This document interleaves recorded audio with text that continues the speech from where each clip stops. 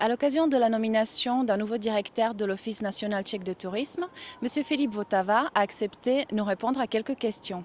Bonjour, alors je suis assez nouveau ici, je suis venu début de janvier. Avant, je travaillais à Prague, au château du Prague, pour une grande collection d'art privé. Avec le tourisme, j'ai des expériences déjà depuis 10 ans, on peut dire, parce que pendant mes études, je travaillais aussi comme guide touristique quand j'étais plus jeune. Avec la France, j'ai une connexion, ça m'intéressait toujours beaucoup. Je passais aussi un an à Nice pendant mes études. C'était vraiment un an magnifique et je suis très content de pouvoir revenir à la France maintenant et d'être ici à Paris. Bon, alors je suis pragois d'abord, donc Prague pour moi c'est en tout cas une ville magnifique. Beaucoup de choses à dire à Prague. C'était toujours une ville très riche. On a oublié ça un peu pendant les dernières 50 années, on peut dire. C'était toujours une carrefour de culture, un des centres vraiment culturels. Aussi, c'était par quelques époques la capitale de l'Empire romain. Donc il y a beaucoup de patrimoine. Prague a inspiré beaucoup d'artistes parce qu'il y avait toujours un mélange de cultures. Il y avait l'allemand tchèque, l'allemand allemand, l'allemand juif, il ne faut pas oublier. C'est ce mélange qui a inspiré par exemple Franz Kafka, qui vous connaissez tous. Et ce qui est aussi typique pour Prague, cette mélange, mais aussi l'unité de l'architecture. Alors vous pouvez trouver tout le style de la dernière 10 siècles dans une petite place.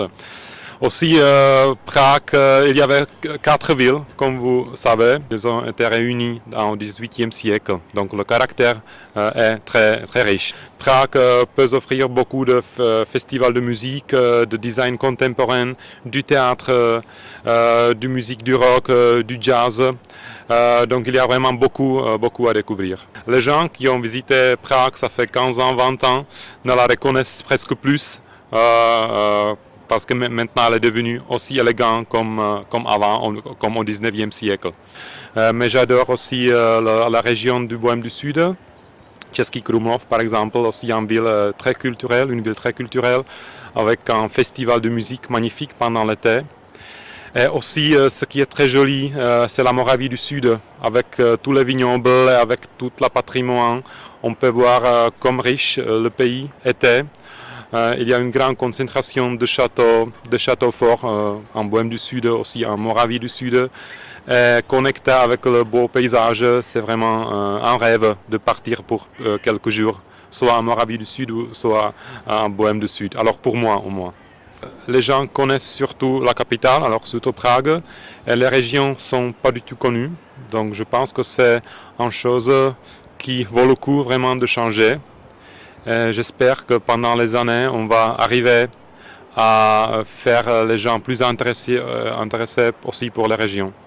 C'est un grand challenge, on peut dire. On a le nouvel visuel qu'on vient de présenter. Aussi, le nombre de bureaux à l'étranger, ça va changer un petit peu. L'année 2013, c'est aussi l'année où on va présenter des villes avec les histoires intéressantes.